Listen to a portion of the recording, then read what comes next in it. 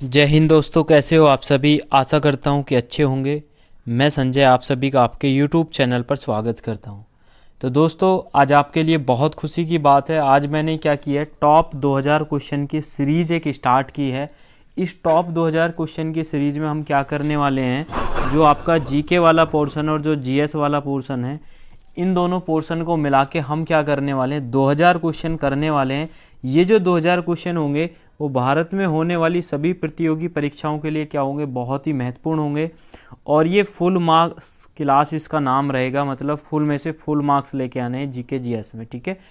और नीचे लिखा हुआ है विद फ्री पीडीएफ। तो जितने भी टेस्ट होंगे तो साथ के साथ आपको पीडीएफ भी मिलेगी।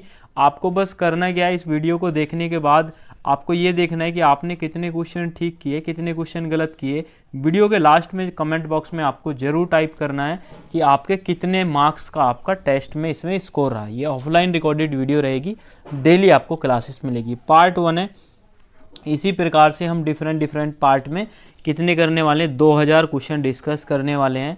बिल्कुल आपको एमसीक्यू सीरीज रहेगी, बहुत अच्छे तरीके से आपको क्लास में ही याद हो जाएगा। उसके बाद आपको पीडीएफ मिलेगी। पीडीएफ कहाँ मिलेगी, तो पीडीएफ मैं आपको बता देता हूँ। वीडियो के डिस्क्रिप्शन में आप देख सकते हैं, मेरा व्हाट्सअप नंबर है। बाकी जिनके पास नहीं है आप लिख भी लीजिए, 8006374568। ये मेरा व्हाट्सअप नंबर है।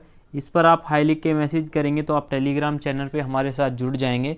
और जुड़ने के बाद इस क्लास की पीडीएफ आपको मिल जाएगी क्लास के तुरंत बाद, ठीक है। चलो, अब बिना टाइम वेस्ट किए हुए अपनी क्लास को स्टार्ट करते हैं। 1 बाय 1 क्वेश्चन स्क्रीन पर आएगा। वीडियो को रोक के आपको देखना है कि आपने इस क्वेश्चन का आंसर सही किया है या आपने गलत किया है। चलो, क्वेश्चन नंबर फर्स्ट आपकी स्क्रीन पर है।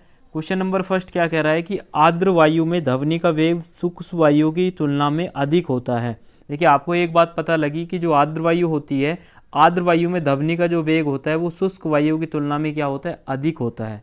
तो क्योंकि आर्द्र वायु में क्या होता है, शुष्क वायु की तुलना में कम दाब होता है, शुष्क वायु की तुलना में घनत्व अधिक होता है, शुष्क वायु की तुलना में घनत्व क्या होता है। तो आपको याद रखना है, आर्द्र वायु में ध्वनि का जो वेग है शुष्क वायु की तुलना में अधिक होता है, शुष्क वायु की तुलना में क्या होता है, उसका घनत्व कम होता है। ये आपको याद रखने। क्वेश्चन नंबर पहले का राइट आंसर क्या हो गया, सी हो गया। चलो, क्वेश्चन नंबर 2 की तरफ चलते हैं। क्वेश्चन नंबर 2 आपकी स्क्रीन पर है। यहाँ पे लिखा हुआ है अम्ल, उसके बाद ऑप्शन दिए हुए हैं, उसके बाद है लिटमस पेपर, लिटमस पत्र है, उसके बाद ऑप्शन दिया हुआ है कि क्या आएगा। तो जो अम्ल होता है वो नीले लिटमस पेपर को, नीले लिटमस पत्र को कैसा कर देता है, लाल कर देता है। अगर हम अम्ल की बात करते हैं तो इसका राइट आंसर क्या हो गया, नीला और लाल। आपको याद रखना है। क्वेश्चन नंबर 2 का राइट आंसर क्या हो गया, डी हो गया। चलो भाई, क्वेश्चन नंबर 3 की तरफ चलते हैं। क्वेश्चन नंबर 3 है ध्वनि प्रदूषण की इकाई क्या है। इकाई को इंग्लिश में बोलते हैं यूनिट। तो आपको याद रखना है। तो ध्वनि प्रदूषण की इकाई क्या है, डेसिबल है या डेसिमल है, पीपीएम है, उपरोक्त में से कोई नहीं। देखिए, क्वेश्चन नंबर जो 30 रहेगा आपको आंसर याद रखना है। डेसिबल और डेसिमल में आपको कंफ्यूज नहीं होता है। डेसिबल इसका क्या होगा, ध्वनि प्रदूषण की क्या होगी, इकाई होगी। क्वेश्चन नंबर 30 भी आपको मैंने बता दी। चलो, क्वेश्चन नंबर 4 आपकी स्क्रीन पर आ चुका है। अब आपको आंसर करना है। डेसिबल क्या है, डेसिबल बताना है आपको। डेसिबल क्या है, एक संगीतवाद है, शोर की तरंग दैर्ध्य है, संगीत का एक स्वर है, ध्वनि स्तर का एक माप है। तो आपको मैंने अभी बताया डेसिबल क्या है, ध्वनि स्तर का एक माप है। तो क्वेश्चन नंबर 4 का राइट आंसर क्या हो गया, डी हो गया। चलो भाई, क्वेश्चन नंबर 5 की तरफ चलते हैं। क्वेश्चन नंबर 5 क्या है, पराश्रव्य तरंग की जो आवृत्ति होती है वो कितनी से लेके कितनी ऊपर तक होती है। तो क्वेश्चन नंबर 5 का है, पहला ऑप्शन है 20 किलो हर्ट्ज से ऊपर, दूसरा है 20,000 किलो हर्ट्ज से ऊपर, दूसरा है 20 किलो हर्ट्ज से नीचे, फिर डी ऑप्शन है 2 किलो हर्ट्ज से ऊपर। तो आपको याद रखना है, पराश्रव्य 3 प्रकार की होती हैं, पराश्रव्य, श्रव्य और अश्रव्य, ठीक है। तो इसका राइट आंसर क्या हो गया, 5वें का ए आंसर बिल्कुल ठीक हो गया। आपको भी बताना है आपने कितने क्वेश्चन ठीक किए। चलो, क्वेश्चन नंबर 6 आपकी स्क्रीन पर है। मनुष्य को ध्वनि कंपन की अनुभूति किस आवृत्ति की सीमा में होती है। मतलब जो मनुष्य होते हैं, आप और हम, जो आवृत्ति, किस आवृत्ति की ध्वनि को सुनते हैं वो आपको बताना है। तो क्वेश्चन नंबर 6 का राइट आंसर क्या हो गया, 20 से लेके 20,000 हर्ट्ज वाली ध्वनि को, जो आवृत्ति होती है उसको क्या करते हैं, हम सुन सकते हैं। बाकी और को हम नहीं सुन सकते, ठीक है, इससे कम या ज़्यादा को। चलो, क्वेश्चन नंबर 7 आपकी स्क्रीन पर है, निम्नलिखित में से किसका ध्वनि के वेग पर कोई प्रभाव नहीं पड़ता है। मतलब जो ध्वनि का वेग है तो कौन सा इनमें से चारों में से ऐसा है जिसका कोई प्रभाव नहीं पड़ता है। पहला है प्रेशर, तापमान, आर्द्रता, घनत्व। देखिए तापमान, घनत्व और आर्द्रता तीनों से ध्वनि के वेग पर डिफरेंस पड़ता है, या तो कम हो जाएगा या ज़्यादा हो जाएगा। लेकिन दाब क्या है, प्रेशर क्या है, प्रेशर से ध्वनि के वेग पर कोई भी प्रभाव नहीं पड़ता है। तो क्वेश्चन नंबर 7 का क्या हो गया, राइट आंसर ए हो गया। चलो क्वेश्चन नंबर 9 की तरफ चलते हैं। क्वेश्चन नंबर 9 कह रहा है ध्वनि नहीं गुजर सकती। जो ध्वनि होती है वो कहाँ से नहीं गुजर सकती, ये आपको बताना है। और बहुत ही फेमस क्वेश्चन है, sound can't travel in vacuum. तो साउंड, ध्वनि कहाँ नहीं चल सकती, निर्वात में नहीं चल सकती। तो क्वेश्चन नंबर 8 का जो राइट आंसर क्या हो गया, क्वेश्चन नंबर 8 का राइट आंसर हो गया डी। चलो भाई अब चलते हैं अगले क्वेश्चन की तरफ। क्वेश्चन नंबर 9 है कि जो ध्वनि होती है सबसे तेज यात्रा करती है। तो ध्वनि सबसे तेज यात्रा किस में करती है आपको बताना है। ए ऑप्शन है स्टील है, बी ऑप्शन है वायु है, सी ऑप्शन है निर्वात है, डी ऑप्शन है जल है। तो क्वेश्चन नंबर 9 का जो राइट आंसर हो गया, ध्वनि किस में सबसे तेज चलती है, ठोस में सबसे ज़्यादा तेज चलती है। तो इसका राइट आंसर क्या होगा, स्टील में। स्टील में क्या चलती है, ध्वनि सबसे तेज यात्रा करती है। चलो क्वेश्चन नंबर 10 आपकी स्क्रीन पर आ चुका है। क्वेश्चन नंबर 10 क्या है, पहले इसको पढ़ते हैं। क्वेश्चन नंबर 10 कह रहा है कि ध्वनि का जो तारत्व होता है वो किस पर निर्भर करता है। आवृत्ति पर निर्भर करता है, वेग पर निर्भर करता है, तीव्रता पर निर्भर करता है, या आयाम पर निर्भर करता है। तो क्वेश्चन नंबर 10 का बड़ा आसान सा क्वेश्चन है, बड़ा फेमस क्वेश्चन है, कितनी बार एग्जाम में पूछा गया है। जो ध्वनि का तारत्व होता है वो किस पर, आवृत्ति पर डिपेंड करता है। क्वेश्चन नंबर 10 का क्या हो गया, ए आंसर बिल्कुल ठीक हो गया। चलो क्वेश्चन नंबर 11 की तरफ चलते हैं। क्वेश्चन नंबर 11 है ध्वनि तरंगों में निम्नलिखित में से कौन सी घटना घटित नहीं हो सकती है।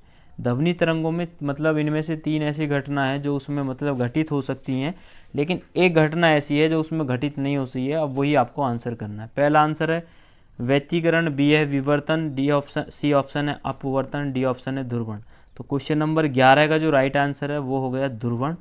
ध्रुवण किसमें, ध्वनि तरंगों में नहीं होता है। ठीक है, चलो चलते हैं अगले क्वेश्चन की तरफ।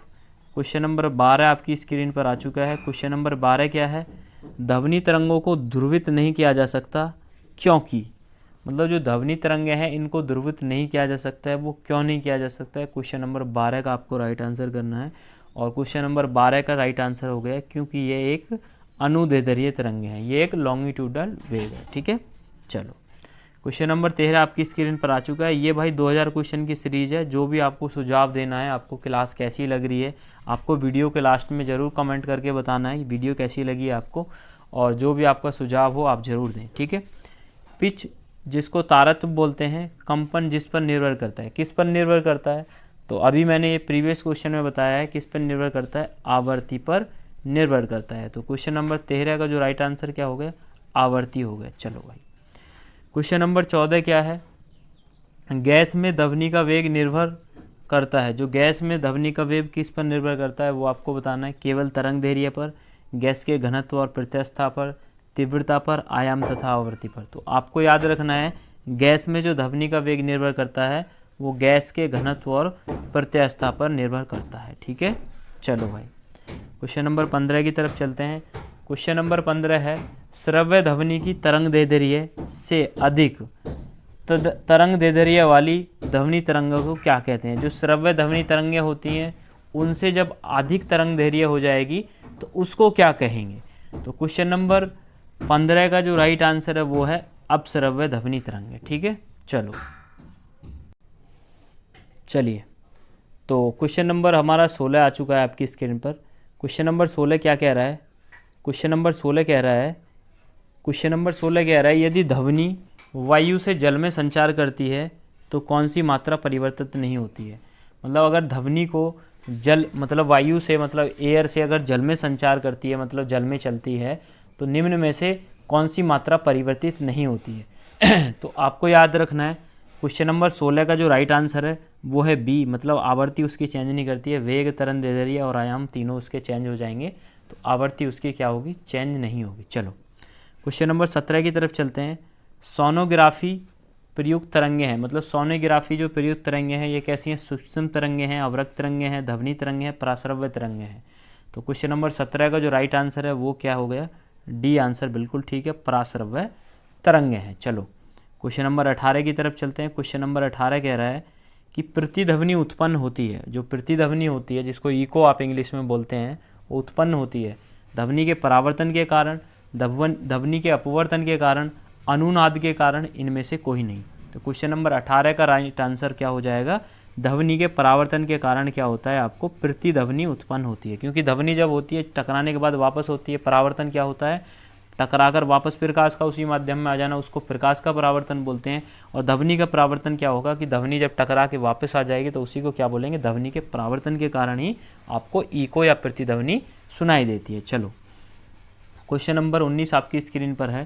क्वेश्चन नंबर 19 क्या कह रहा है कि ध्वनि सबसे तेज संचार करता है। तो आपको पता है जो ध्वनि होती है वो मतलब ये भी क्वेश्चन रिपीटेड क्वेश्चन है, अभी मैंने कराया, तो सबसे ज़्यादा ठोस में चलती है, उसके बाद द्रव में, उसके बाद गैस में। तो सबसे ज़्यादा स्टील में मतलब सबसे तेज संचार किस में करेगी, 19 का राइट आंसर क्या होगा, ए होगा। चलो क्वेश्चन नंबर 20 आपकी स्क्रीन पर आ चुका है। क्वेश्चन नंबर 20 क्या है, यदि ध्वनि वायु से जल में संचार करती है तो कौन सी मात्रा परिवर्तित नहीं होती है। तो ये भी सेम क्वेश्चन है, सेम रिपीटेड क्वेश्चन है, तो आपको याद रखना है क्वेश्चन नंबर 20 का है राइट आंसर क्या हो गया, बी आंसर। चलो क्वेश्चन नंबर 21 की तरफ चलते हैं। निम्नलिखित में से कौन सा पशु पराश्रव्य ध्वनि को सुन सकता है। जो पराश्रव्य ध्वनि होती है उनको कौन सुन सकता है, श्रव्य ध्वनि को मनुष्य सुन सकता है, तो पराश्रव्य ध्वनि को कौन सुन सकता है। तो क्वेश्चन नंबर 21 का राइट आंसर क्या है, डी है, चमगादड़। और सारे क्वेश्चन जितने भी मैं आपको कराऊंगा सारे बहुत ही महत्वपूर्ण क्वेश्चन होंगे और किसी ना किसी एग्जाम में आए हुए या फिर किसी न किसी एग्जाम में आने की पॉसिबिलिटी होगी। ठीक है, आमतौर पर पराश्रव्य ध्वनि तरंगों की आवृत्ति कितनी होती है। क्वेश्चन नंबर 22 का जो राइट आंसर है 20 किलोहर्ट्ज से जो ऊपर की जो ध्वनि होती है उसी को क्या बोलते हैं, हम पराश्रव्य ध्वनि तरंगे कहते हैं। चलो क्वेश्चन नंबर 23 आपकी स्क्रीन पर आ चुका है। क्वेश्चन नंबर 23 क्या है कि वायु में ध्वनि का वेग, जो वायु में सपोज करो ये एयर के पार्टिकल्स हैं और यहाँ से कोई ध्वनि जा रही है तो ध्वनि का वेग बढ़ता है, मतलब ध्वनि का वेग तापमान बढ़ने के साथ घटता है, तापमान बढ़ने के साथ बढ़ता है, तापमान पर निर्भर नहीं करता है, तापमान घटने के साथ घट जाता है। तो क्वेश्चन नंबर जो 23 का राइट आंसर है, तापमान घटने के साथ, तापमान जब कम होगा तो तापमान घटने के साथ क्या होगा, घट जाएगा। क्वेश्चन नंबर 23 का राइट आंसर है, तापमान बढ़ जाएगा तो ध्वनि का वेग भी बढ़ जाएगा, क्योंकि ये एयर के पार्टिकल हैं। अब यहाँ से ध्वनि सपोज करो जा रही है इस प्रकार से, जब एयर के जो मतलब तापमान आप बढ़ा देंगे तो जल्दी जल्दी क्या है, एयर ये जो पार्टिकल हैं एयर के ये मोशन करने लगेंगे तो ट्रांसफ़र क्या होगी, ध्वनि का वेग और तेज़ हो जाएगा। अब जब क्या है कि तापमान घटा देंगे तो पार्टिकल मोशन मतलब कम करना कर देंगे, तो इसका मतलब ये है तापमान घटाने के बाद क्या होगा, वायु में ध्वनि का वेग क्या होता है, घट जाता है। चलो क्वेश्चन नंबर 24 आपकी स्क्रीन पर आ चुका है। ध्वनि ऊर्जा को विद्युत ऊर्जा में रूपांतरित करने के लिए प्रयुक्त युक्ति क्या कहलाती है। तो आपको याद रखना है क्वेश्चन नंबर 24 बड़ा आसान सा क्वेश्चन है। ध्वनि ऊर्जा को विद्युत ऊर्जा में रूपांतरित करने के लिए प्रयुक्त युक्ति क्या कहलाती है, हमारी माइक्रोफोन कहलाती है। क्या कहलाती है, माइक्रोफोन कहलाती है। चलो क्वेश्चन नंबर 25 आपकी स्क्रीन पर है। मनुष्य के लिए सामान्य तथा उच्चतम ध्वनि की श्रव्यता सीमा क्या है, बताइए। क्वेश्चन नंबर 25 का राइट आंसर क्या होगा, मैं आपको बता देता हूँ। 60 डेसिबल से लेकर 80 डेसिबल से तक क्या है, ये सामान्यता तथा उच्चतम श्रव्यता की सीमा है। चलो सुनने की। क्वेश्चन नंबर 26 आपकी स्क्रीन पर आ चुका है। क्वेश्चन नंबर 26 क्या है, वर्षा वाले दिनों में अधिक दूरी की ध्वनि सुनाई देती है क्योंकि। तो आपको मैंने बताया है, देखिए आपको मैंने बताया है कि जब आर्द्रता बढ़ेगी तो ध्वनि की चाल भी कैसी हो जाएगी, बढ़ जाएगी। तो क्वेश्चन नंबर 26 का राइट आंसर क्या है, बी। ध्वनि की आर्द्र वायु में तेज चलती है, क्योंकि आर्द्र वायु में आर्द्रता बढ़ेगी तो ध्वनि का वेग भी क्या होगा, बढ़ जाएगा। तो ध्वनि आर्द्र वायु में तेज चलती है वर्षा वाले दिनों में, इसी वजह से अधिक दूरी की ध्वनि आपको आराम से सुनाई दे जाएगी। ठीक है, चलो क्वेश्चन नंबर 27 आपकी स्क्रीन पर है।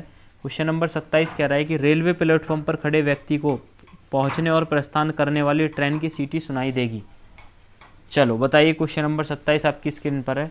अधिक तारत्व की जब ट्रेन आएगी, जब ट्रेन आएगी ना, सपोज करो व्यक्ति खड़ा हुआ है, ट्रेन इसकी तरफ आ रही है, तो जब ट्रेन आएगी तो ये जो इसकी ध्वनि होगी ना, ये इसको हाई तीव्रता की सुनाई देगी, मतलब अधिक तारत्व की सुनाई देगी जब क्या होगा, ट्रेन आएगी। चलो क्वेश्चन नंबर 28 आपकी स्क्रीन पर आ चुका है। निम्नलिखित में से कौन सा शब्द ध्वनि तरंगों से संबंधित नहीं है, तो वो आपको बताना है।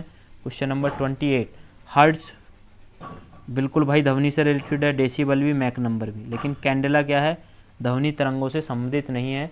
तो क्वेश्चन नंबर 28 का राइट आंसर क्या होगा भाई, सी होगा। चलो क्वेश्चन नंबर 29 की तरफ चलते हैं।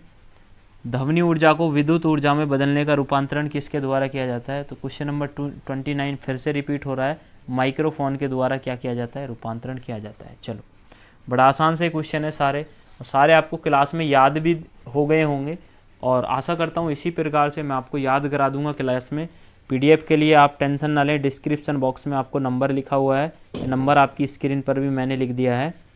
इस नंबर पर आप हाई लिख के मैसेज करें और ज़्यादा से ज़्यादा अपने मित्रों को बताएं, और क्लास ज़रूर बताएं आपको कैसी लगी है, क्योंकि ये क्लास रेगुलर रहेगी और 2000 क्वेश्चन लगभग जीके और जीएस के हम करने वाले हैं, जिससे क्या होगा स्टैटिक जीके जीएस आपकी कवर हो जाएगी, तो आपको भारत में होने वाले सभी एग्जाम के लिए बहुत ही महत्वपूर्ण होगी। ठीक है, एक बम चांद पर विस्फोट होता है, पृथ्वी पर उसकी ध्वनि सुनाई देगी।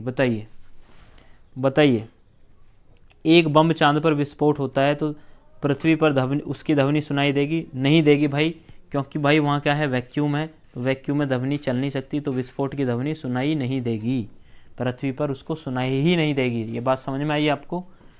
तो ये 30 क्वेश्चन मैंने आज आपके डिस्कस किए। टॉप 2000 क्वेश्चन की हमने सीरीज स्टार्ट कर दी है, आप ज़रूर बताना। आज 30 क्वेश्चन हमने कंप्लीट कर लिए हैं, टोटल के टोटल क्वेश्चन ध्वनि चैप्टर से थे। इसी प्रकार से आपको मैं कंप्लीट कराता रहूँगा। पीडीएफ आपको सेंड कर दी जाएगी, डिस्क्रिप्शन बॉक्स में लिंक है, उस पर आप क्लिक करके टेलीग्राम चैनल पर जुड़ जाइए, व्हाट्सअप नंबर पर मैसेज करके। तो इसी तरीके से आपकी भाई क्लास जारी रहेगी। तो आप ज़रूर बताएं कि ये पहली क्लास है, मतलब एमसीक्यू के माध्यम से जो क्रैश कोर्स स्टार्ट किया है, वैसे लाइव क्लास चलती है आपकी डेली। तो आप ज़रूर बताएं आपको वीडियो कैसी लगी, और पीडीएफ आपको मिलेगी भाई। अच्छे तरीके से तैयारी करनी है। आज पार्ट 1 है, इसी तरीक़ा से पार्ट 1 पार्ट 2 आपके पार्ट रेगुलर चलते रहेंगे जब तक आपके 2000 क्वेश्चन कंप्लीट नहीं हो जाएंगे। इस क्लास का उद्देश्य क्या है, फुल मार्क्स क्लास इस क्लास का नाम है, और भारत में होने वाली सभी प्रतियोगी परीक्षाओं के लिए बहुत ही महत्वपूर्ण है। तो जीके प्लस जीएस होगा, आपको बहुत अच्छे से तैयारी करनी है, और आपको कमेंट बॉक्स में अपना सुझाव ज़रूर देना है कि आपको वीडियो कैसी लगी। अगर आप और भी कुछ चाहते हैं तो कमेंट करके ज़रूर बताएं। ठीक है, तो मुलाकात होगी नेक्स्ट वीडियो में दोस्तों। तब तक के लिए बाय बाय, टेक केयर, अपना ध्यान रखिए, अच्छे से पढ़ते रहिए।